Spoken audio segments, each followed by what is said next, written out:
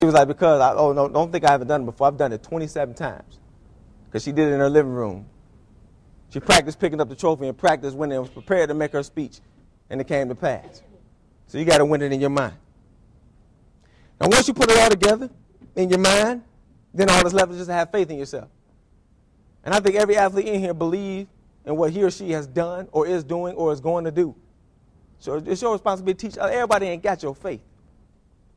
Otherwise, everybody would be world-class athletes. Everybody ain't got what we got. Everybody don't got that faith in themselves. You got to teach people to have faith in themselves. Tell them how you got it. You know where you got it from. You weren't just born with it. Maybe you've been through something. Maybe you're motivated by a family member or somebody that died and you planned in their honor, whatever it is. Teach others how to motivate themselves in life, not just in sports. You should be able to tell people how to transfer that into life, how they're going to get off the street, how a young lady going to stop prostituting herself. Tell her how you found motivation and tell her to transfer that into herself. Because like he said, he mentioned all the things that I was the first to do. Now look at how I did that.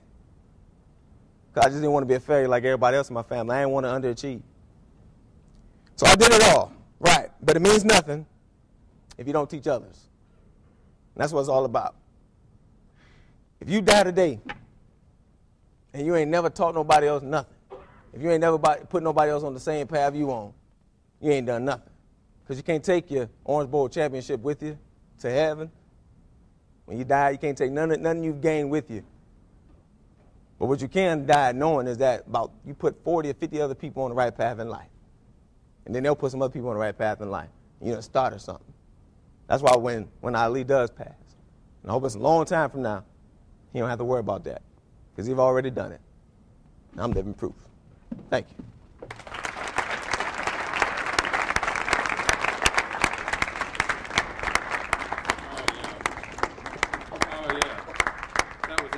I'm going to ask you to give him another round of applause. If you were going to applaud him from a place of appreciation, what would it sound like? If you were really going to applaud him from a place of appreciation, what would it sound like? Let's hear. What would it sound like if you were really going to applaud him from a place of appreciation? If you were really going to acknowledge that he gave you something that would be helpful to you personally and to your career. And that's what we've got to learn to do. That's what champions do. Champions understand at every moment that people are trying to pour goodness into their lives, and they respond by sharing back with them appreciation for what they've done. You're going to get a chance to interact with Tony a little later on, but now we want to bring to the microphone someone who's already been introduced, but the only other part of his introduction that we didn't get to share is that this is also our brother. As Stacy shared, someone that she has known, and now I have known, and the Ali Institute has known now for a couple of years, and someone that we have great respect for. Would you please give a University of Louisville welcome to someone who's traveled all the way from England to be with you, Brother Geoff Thompson.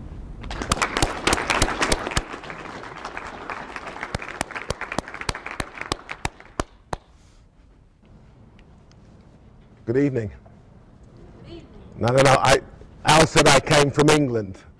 So I'm taking it that the weather is relatively nice. You're pretty warm athletes because you know why I'm here. And I now look before you and I definitely know why I'm here. So, courtesies, I'm told, is Louisville is a warm and courteous place.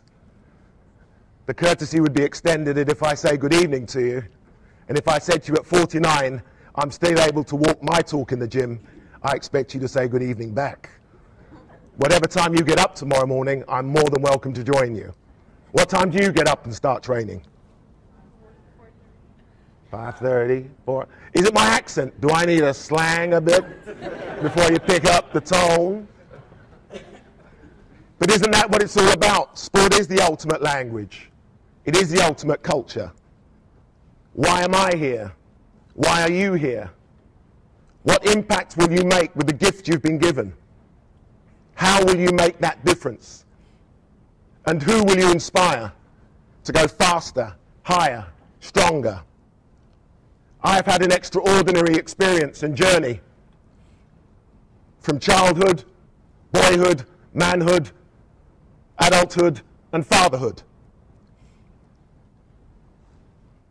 The story I'll share with you, as it always is, it's a story. Because in sport, when we want to win, it's the stories we're told that inspire us. It's an image that we will see. Someone will do something extraordinary. And we will resonate with that. We will identify with that. We will want to do something with that. But once we've done that for ourselves, what are we doing with others? Many of you will say that by your performance, you're already inspiring people to do things in their lives. But I'm here to challenge you, because I believe sport needs to redefine itself.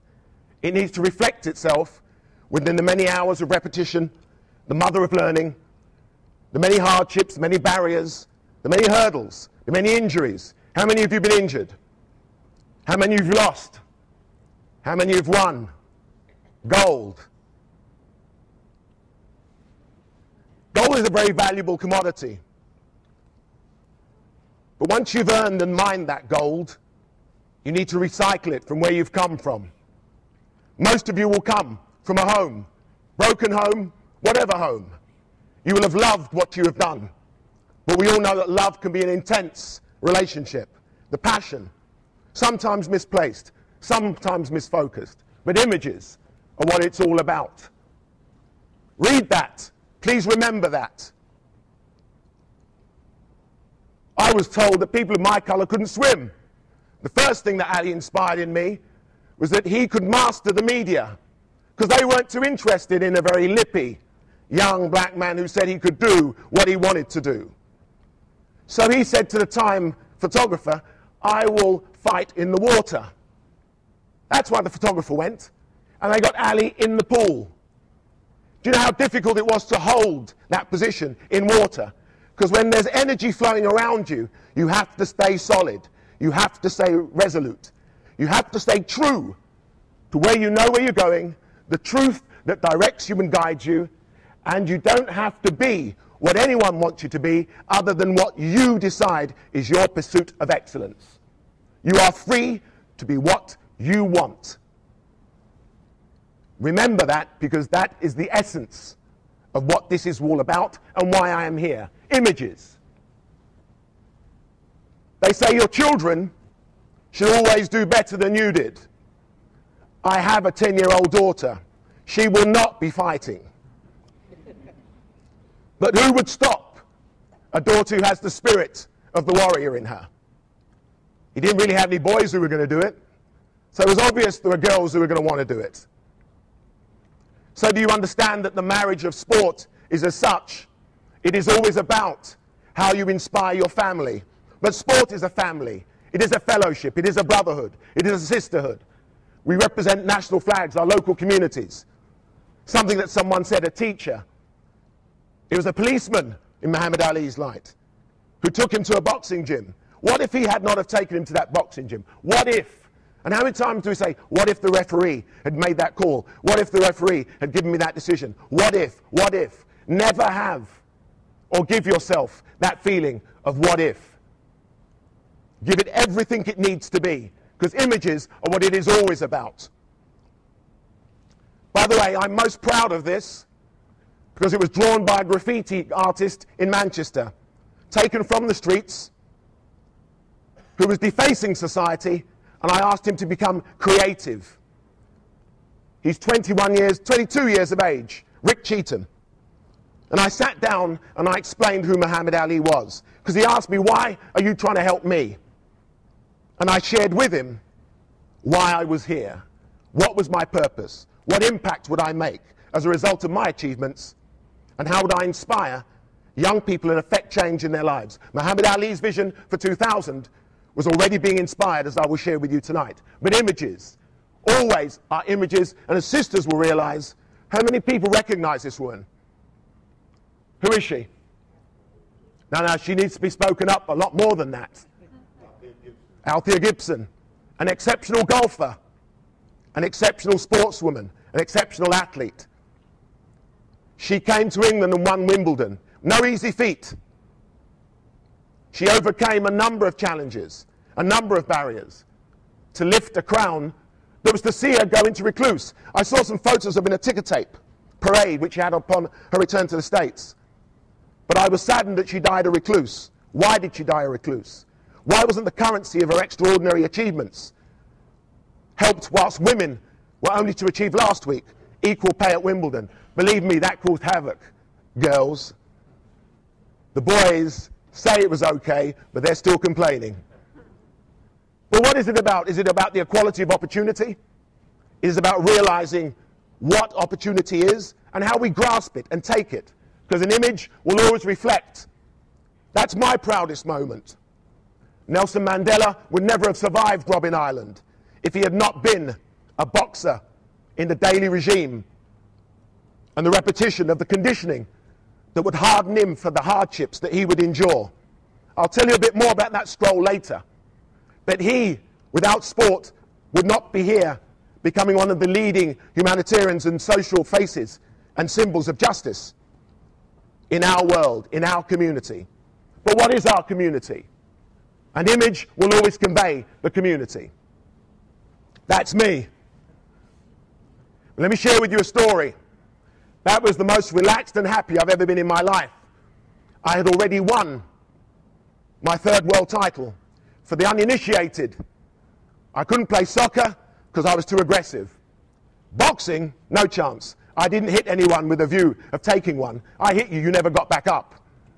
Rowing, too cold, and I didn't like swimming because I was told I couldn't swim. Basketball, how can that be a non-contact sport? Deludes me. All non-contact sports are contact by their very definition. That's why the referees have to have eyes in the back of their heads.